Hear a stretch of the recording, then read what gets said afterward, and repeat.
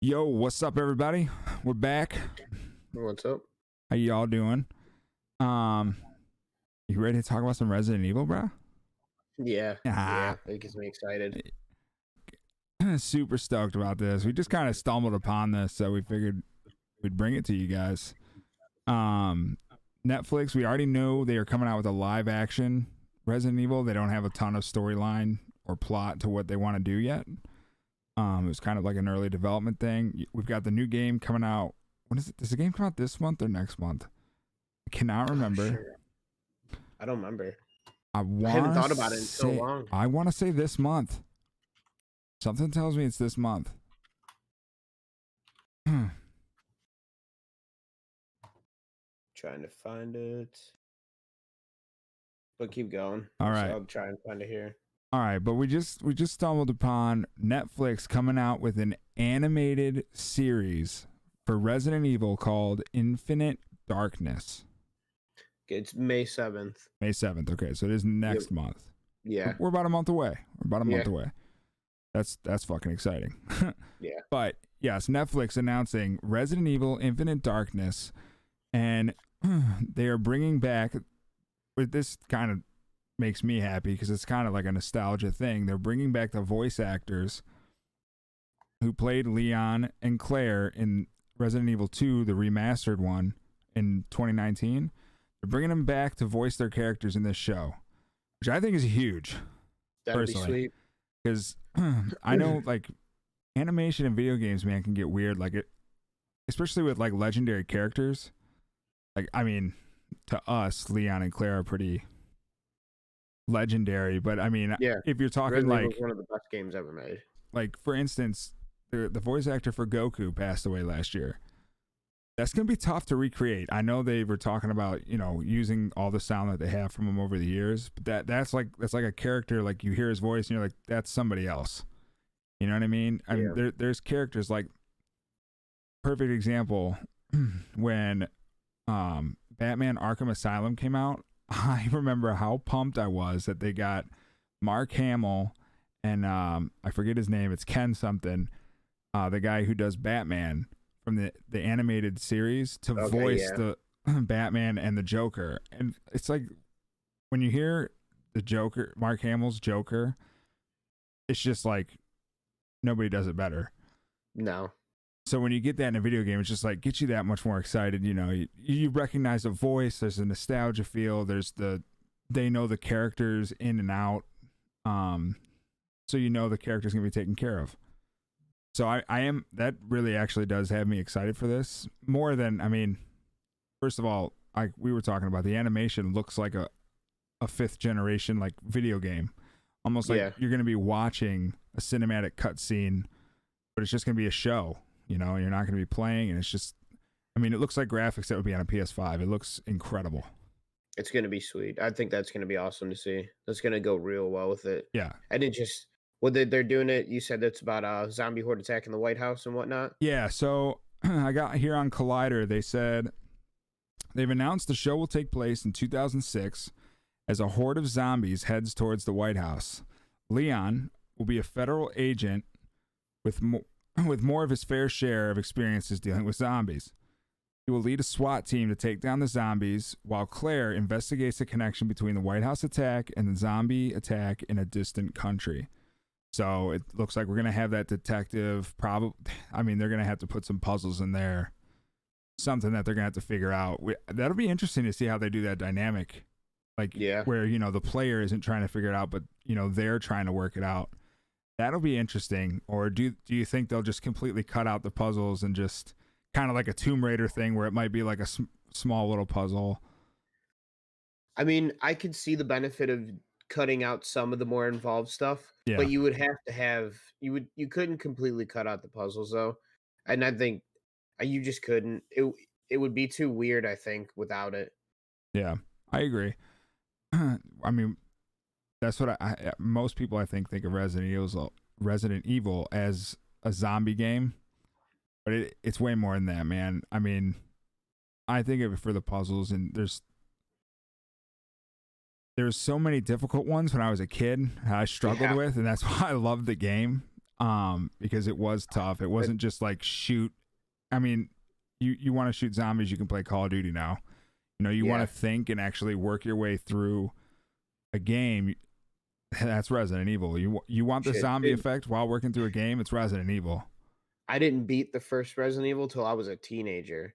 Like I played it when I was little, and that shit was just way too hard, and I didn't end up beating it till I was like 17 or 18. Yeah, I fucking beat that shit. It took me that long, and even then, I'm not gonna lie, I probably used to walk through on some of the parts. Because, fuck, like, always, dude. There was always the quick Google search. You know, while you're at the library at school, you're like, I gotta look this up real quick. So I remember when I go home and stuff, and not turning off the game system while you go to sleep or something, because you're like, I'm not starting over, I'm here, you know. But yeah, I mean, that'll be interesting to see how they play that dynamic out. I know, they'll definitely have to put it and do some justice to it. I know Resident Evil 6, wasn't it, that had to do with the White House too? What 6 was, I'm thinking of 4 was when he was getting the president's daughter. That was 4, because then 5 it was Chris and Sheva, and that's when it kind of changed from so much of like a puzzle like game and like and I guess more of a horror game to more just like action. It was like a horror adventure game.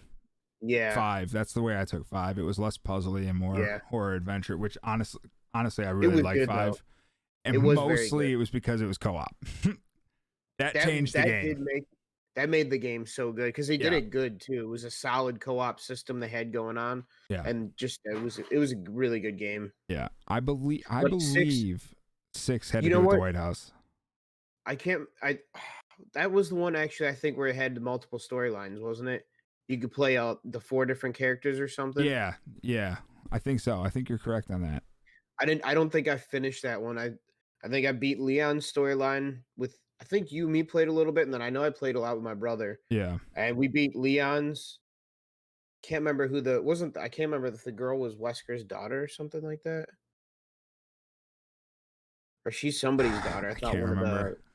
I don't know. We're gonna have to play them. I mean, that's the only way to settle this. We're gonna have to it's run been through a while again. since I played any Resident Evil. So I mean, I was just telling you this when we were looking into this. I was like, I was sitting at my desk just going Resident Evil the other day at work, and a guy was like, "Are you all right?" And I was like, "Yeah, I want to play some Resident Evil. I'm sorry, just hit me at a random time. I haven't played it. I mean, me and you ran through 5 last year again, and when we both built our PC. Dude, that was like, was it? No, that was last like year. Ago now. No, it was last year. That was last year. It was before I built this PC because I have it on my old one. And we ran through 5 again. That was a lot of fun. I played on mouse and keyboard, which I don't do. So, you know, I was spinning around like crazy with the mouse sensitivity. But yeah, man, I'm pumped for this series. I mean, I was pumped for the live action one, but you can do a lot more with animation. You know, you can make it feel a lot more like Resident Evil. Yeah, for sure. You know, I mean, it's something. The movies are okay.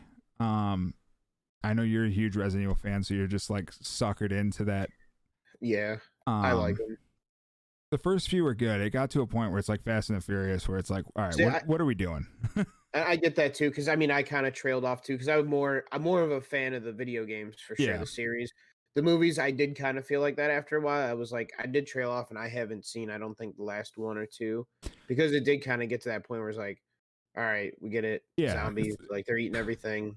Fuck. You can only do so much live action. So I am interested to see what Netflix does with the live action, because if they're going in this direction, maybe to kind of like, maybe they can get an idea of what the fans actually like storyline wise, and you know, keeping it true to the game. Because I mean, it's tough when you try to turn an iconic video game into a movie or a TV show or anything. There's going to be a disconnect. Like we were just talking, the puzzles, like, are they going to do the puzzles? Because that's a huge thing for Resident Evil. It's really hard to do on a TV show. Like, oh, we're just going to stand in this room. Let's talk about it. You know? Right. A whole episode goes by like fucking Dragon Ball Z where they're just building up power. You know, God, I don't want that. As much as when I was a kid and I was like, build it. He's hitting the Kai. I mean, when he tried to go Super Saiyan 3 against Boo, I feel like it took 3 goddamn episodes for that to happen. Or when he was building the spirit bomb and he's just like, give me some more time. Yeah. It's like he's a sitting duck, just shoot him. Oh, it's awful. Yeah, thinking back on those shows, I understand why my Uncle Bob would always give me amazing shit about watching those. Like, this guy's been sitting here screaming for the last 45 minutes and doing nothing. Like, you don't understand. He's building up his power. Parents just don't understand. No, they don't. But so yeah, it'll be interesting to see what they do with that dynamic for sure. And not to mention too, the video game fans are very fickle too when they try and do any type of shows with video games. So it is going to be, it's just it's a crowd that is tough to please too. But it is, because you're never going to please them all. I'm excited to see it. You're never going to please them all. I'm excited to see it though. I think it looks sweet. It looks sweet. The 2 poster photos, I put them in our Discord. They look dope. I mean, talking about pleasing video game fans, one of the first things you said is, why does Leon have a desert eagle? It's like, who cares, man? It's sweet. Well, it is sweet. It is. Leon is one of the best characters too, so it's like, at least they're doing one around him. That'll be awesome. Yeah. Leon is one of my favorite video game characters in general. Him and Chris Redfield are probably the 2 characters I think of the most when I think of Resident Evil. Yeah. They try to make you think of Shiva though in 5 and say what, that fucking gold outfit. Jill too, yeah. Wasn't Jill the one you could go in like the like Borat costume in the one game? It was like a bathing suit, but it was like the Borat one where it was like, who was that? Maybe in the 3rd one, the remake of the 3rd one or something. I can't remember which game it was. It was like, all right, this is a little ridiculous. I mean, we've got like literally her teat is hanging everywhere, and there's just this strip. Honestly, some of the stuff they had Sheva in that you could fight in, it was like, all right, she's like trying to fight zombies. She's like in a gold hooker outfit and 10-inch heels. But that's Resident Evil, man. Are they gonna put that in the show? That's all I want to know. That's all I want to know. That'd be great. Is there going to be an alternate episode after you finish the series where you can go back and watch them in different costumes? They should let you choose for each episode how you want to do it for the costumes for that episode. Get social media involved. Like, that'd be pretty sweet. Oh, she's in the same meeting, but how did she change her outfit? Social media animated, I can't imagine that'd be too hard to do either. Oh no, it'd be super easy. They could probably do it even though the episodes are done. Yeah. I mean, it's just a costume change. That's not a bad idea, actually. Like, if they're listening, they need to do that. I'm telling you. I want some money from that if you do that. Just saying. So yeah, I'm super pumped for this show. I know we can just touch on this. I mean, talk about missing the ball with nostalgia. The fucking trailer for Space Jam came out. I got zero nostalgia from that shit, and I was kind of looking forward to it. I'm not a fan of LeBron, but I was like, he's been in other movies. He's not like a terrible actor, but holy shit, this looks terrible. Like, I just dropped the ball on the nostalgia 100% to me. And I get they're trying to modernize it, and it's for a different crowd of younger kids. But fuck, man, I was hoping for some sort of nostalgia out of it, and I watched the trailer and I was like, wow, I got nothing out of that. Yeah, it doesn't look entertaining at all. No, I thought it looked stupid even before it came out. I feel like it was a waste of time. It's the Looney Tunes, first of all, and then we got like the Iron Giant running around King Kong. I'm like, what the fuck is going on? That was a little weird too. Yeah, the Flintstones, the Jetsons. I'm like, what? This is supposed to be like a Looney Tunes are getting attacked, man. And then they got other NBA players as the Monstars in this one. And it's just like, it's just not doing it. They're supposed to be like monsters that are huge and big. And LeBron's bigger than all these guys. Yeah, it's just weird. I don't understand the weird Don Cheadle computer program thing. It's so weird. Yeah. The Don Cheadle, I run this server. The only way out of here is a game of basketball. Like, how Because like weird I is just that? watched Civil War where he became crippled yesterday, and now he's a fucking computer program. Like, what the fuck? War Machine, man. Now he's capturing King James in a server and Yeah, shit. What the hell is going on? it's fucked up. Yeah, I that to me completely missed the ball. But whatever. Um, another trailer that came out just I think earlier today was the new Loki trailer. That dropped. Did you Oh, watch there that? was there's a newer one. Yeah, it like dropped today. So the one I watched yesterday was probably just the first one that came out then, where it shows him going to prison or whatever that TVA thing is or whatever. Yeah. He pops up in the desert. I didn't see a new one if it came out today. Oh shit. Do we need to watch it? I'd be down for that because that first one looks sweet. You tell me. It could have came out. This could have came out last night, but as far as I know, this came out today. I'm willing to watch to see if it is a new one. Let's see what I can do for you.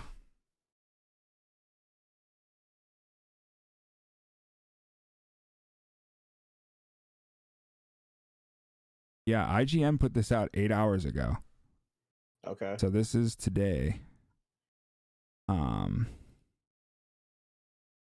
That it would have came out. So let me play through the ad real quick. Nobody wants any of that.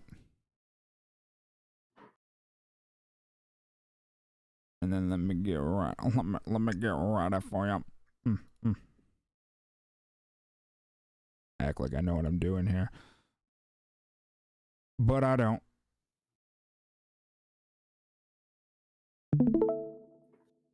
Boom. We did it live. We didn't care. All right. We did it live. Screw it. All right. You ready? Yep. Can you hear it? Yeah. All right.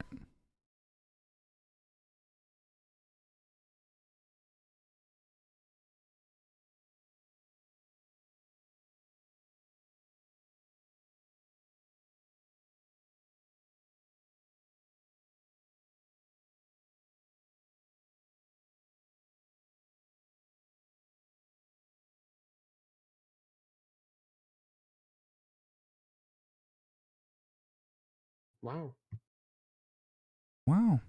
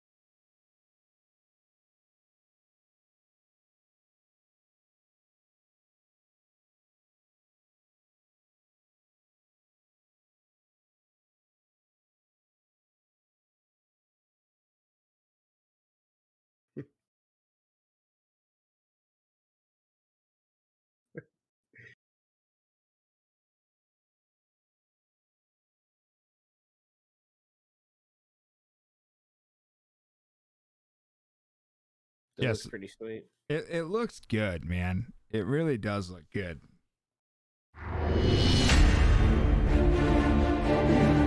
So that's what the TVA is in some type of or something like that. Because I was curious when I seen the first trailer. Yeah. So yeah, they just keep everything in order basically. I am interested where he said, you know, you picked up the Tesseract and you broke reality when you split from your timeline. Which is in, I believe it's Endgame. Where they show the scene of him from the first Avengers movie where he's being arrested after he's captured. In Endgame, they have to go back in time to try to get all the Infinity Stones back, try to save the world.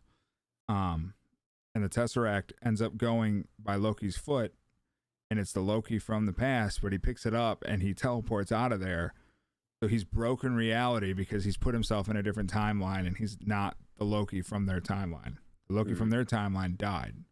Okay. So I'm actually interested to see if this show, not WandaVision, like everybody thought WandaVision would really lead us into what happens in the Doctor Strange movie, because Doctor Strange is going to take place with the multiverse and everything and multiple realities coming together. I'm wondering if the Loki show is actually going to make us understand really what's happening with the multiverse, because it seems like this Loki is going to try and help them keep it from getting out of control. Something tells me Loki's going to do something to where it does go out of control, and that's where Doctor Strange and Wanda are going to come in Doctor Strange 2.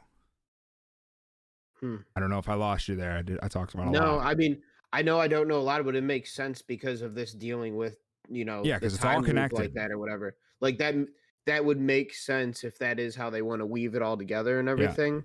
Yeah. I didn't see the first Doctor Strange, but I know Wanda now. I didn't watch WandaVision, but watching Civil War, I got a full picture of you know that, who she is. Yeah. So I mean, it would make sense that they would branch something off of this series like that. Again, considering he's helping these people fix time or whatever the hell he actually did to it. Yeah. He's helping them. So yeah. And then obviously you could see in the preview it looks like he ends up trying to do his own thing and says fuck you guys, so he Loki's it. Yeah. It's gonna be awesome. Tom Hiddleston plays that character fucking fantastic. He's honestly one of my favorite actors right now. I think I know I told Adam, but I don't know if I've told you, but he's got this show. It was a mini series called The Night Manager. It's one of the best miniseries I've ever seen in my life. It was like 6 episodes, and it's like a comedy or something, or is it no, just like a? So he was trying to become.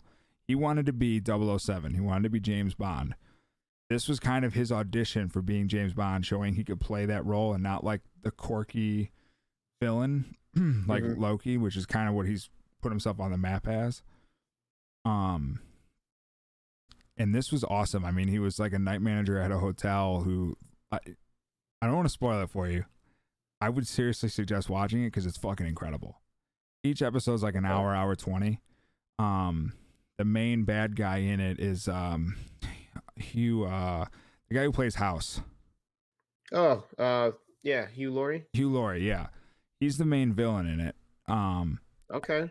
Yeah, it's good, dude. I mean, it's good. What is this on?